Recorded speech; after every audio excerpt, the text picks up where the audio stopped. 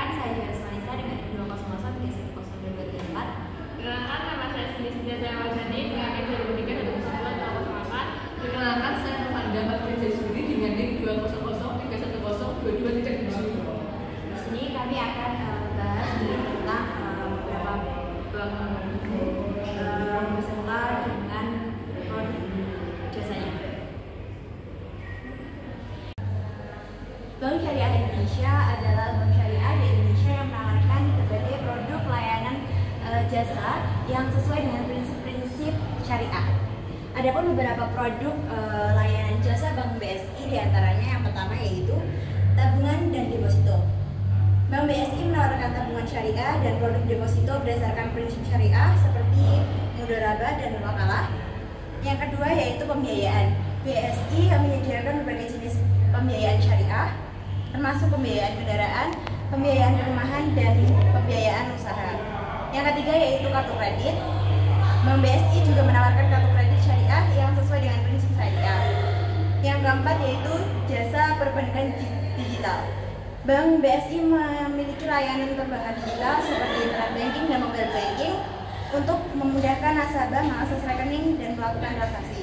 Yang kelima yaitu layanan kantor cabang. Bank BSI memiliki jasa jaringan kantor cabang di berbagai lokasi yang untuk melayani nasabah secara langsung.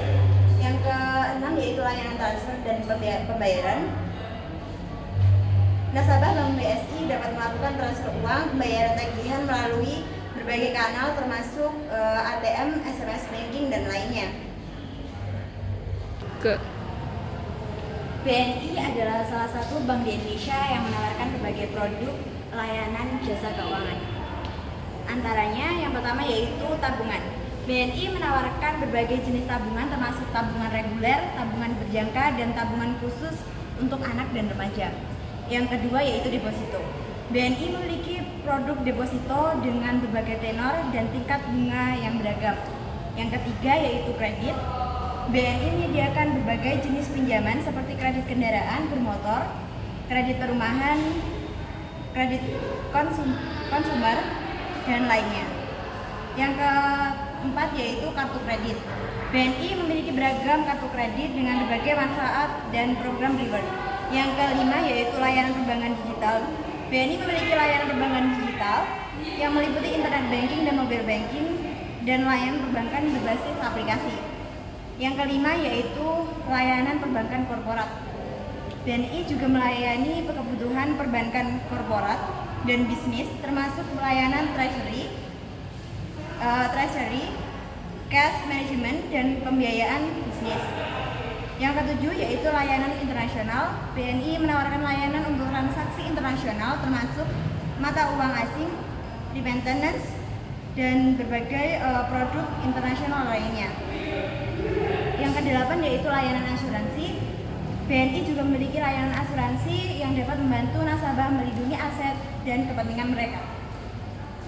Baik, selanjutnya saya akan menjelaskan tentang kelebihan dan kekurangan Bank BSI dan Bank BNI. Untuk kelebihan Bank BSI adalah yang pertama penerapan prinsip syariah. Bank BSI beroperasi sesuai dengan prinsip-prinsip perbankan syariah, yang berarti tidak ada riba atau bunga dalam transaksi. Yang kedua, produk dan layanan syariah. Bank BSI menawarkan beragam produk dan layanan perbankan syariah seperti tabungan syariah, pembiayaan syariah, investasi syariah, dan kartu kredit syariah. Yang ketiga, ketegasan prinsip. Bank BSI memiliki komitmen yang kuat untuk mematuhi prinsip-prinsip syariah dalam semua aspek bisnisnya. Yang keempat, pelayanan nasabah personal.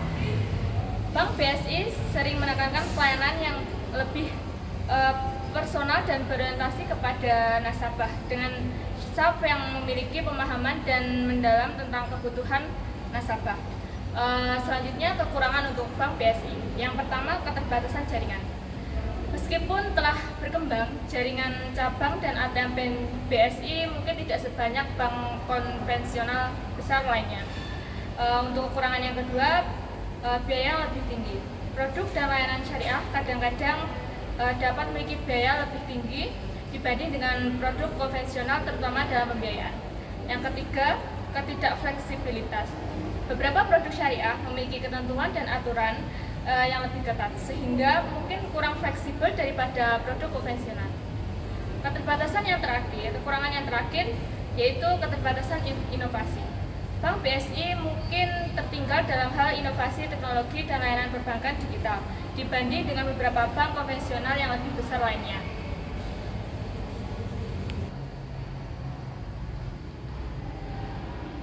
Untuk selanjutnya, kelebihan dan kekurangan dari Bank BNI. Untuk kelebihan Bank BNI itu sendiri, yang pertama, jaringannya luas. BNI memiliki jaringan cabang dan ATM yang luas di seluruh Indonesia, sehingga mudah diakses oleh banyak nasabah. Yang kedua, produk dan layanan. BNI menawarkan beragam produk dan layanan perbankan seperti tabungan, kredit, investasi, dan kartu kredit. Yang ketiga, inovasi digital. BNI terus mengembangkan layanan perbankan digital seperti internet banking dan mobile banking untuk memudahkan nasabah dalam berinteraksi. Yang keempat, program kepedulian sosial. BNI terlibat dalam beberapa program sosial dan berkelanjutan seperti program pengentasan kemiskinan dan program pendidikan. Selanjutnya, kekurangan BNI. Yang pertama, layanan tidak konsisten. Beberapa nasabah melakukan pengalamannya layanan yang tidak konsisten antar cabang BNI, terutama dalam hal kecepatan pelayanan. Yang kedua, biaya layanan. Seperti bank lainnya, BNI juga mengenakan biaya tertentu untuk beberapa layanan seperti transfer dan antar bank. Yang ketiga, tidak selalu kompetitif. Bunga deposito atau suku bunga kredit yang kompetitif dibanding dengan bank lainnya. Yang keempat, teknologi dan keamanan. Meskipun BNI mengembangkan layanan perbankan digital, ada potensi risiko keamanan seperti peretasan data atau transaksi yang tidak aman. Berikut itu tadi penjelasan kelebihan dan kekurangan Bank BSI dan Bank BNI. Di sini saya akan menyampaikan kritik dan saran dari kelompok kami untuk Bank BSI. Yang pertama yaitu kritik. Yang pertama yaitu ada biaya yang lebih tinggi. Untuk kritik umum terkait dengan biaya yang lebih tinggi dalam produk dan layanan syariah, Bank BSI dapat mempertimbangkan cara untuk mengurangi biaya ini agar lebih bersaing. Yang kedua yaitu keterbatasan jaringan. Beberapa nasabah mungkin mengeluhkan keterbatasan jaringan cabang dan ATM Bank BSI. Bank bisa mempertimbangkan untuk mengembangkan jaringan ini, terutama di lokasi-lokasi yang strategis. Yang ketiga yaitu pelayanan pelanggan. Kritik tentang pelayanan pelanggan yang tidak responsif atau kurang ramah, bank dapat memberikan pelatihan yang lebih baik kepada staf untuk meningkatkan pelayanan pelanggan. Yang keempat, inovasi teknologi. Bank BSI harus berfokus pada perkembangan teknologi perbankan digital untuk menjaga daya saingnya dalam dunia perbankan yang semakin terkoneksi secara digital. Selanjutnya yaitu ada saran dari kelompok kami, yaitu untuk yang pertama ada edukasi nasabah. Bank BSI dapat lebih giat dalam memberikan edukasi kepada nasabahnya tentang prinsip-prinsip perbankan, syariah, dan manfaatnya. Yang kedua, transparansi biaya. Menyediakan informasi yang lebih jelas dan transparan tentang biaya terkait dengan produk dan layanan syariah. Yang ketiga, kemudahan akses digital. Terus mengembangkan layanan perbankan digital untuk memudahkan nasabah dalam bertransaksi. Yang keempat, yaitu program sosial dan keberlanjutan. Terus mendukung program-program kepedulian sosial dan berkelanjutan yang sesuai dengan prinsip syariah untuk memberikan dampak positif pada masyarakat. Selanjutnya saya akan memaparkan tentang kritik dan saran dari kelompok kami yang ditujukan kepada Bank BNI. Yang pertama yaitu kritiknya ketidakpastian layanan. Beberapa nasabah mengeluh tentang ketidakpastian dalam layanan seperti antrian yang panjang di cabang-cabang tertentu dan waktu tunggu yang lama. Yang kedua, biaya tersembunyi. Kritik juga muncul terkait biaya tersembunyi atau biaya tambahan yang mungkin tidak dijelaskan dengan jelas kepada nasabah. Yang ketiga yaitu keamanan. Beberapa nasabah mungkin merasa perlu peningkatan dalam hal keamanan, terutama terkait dengan transaksi perbankan digital. Yang keempat yaitu kualitas layanan pelanggan.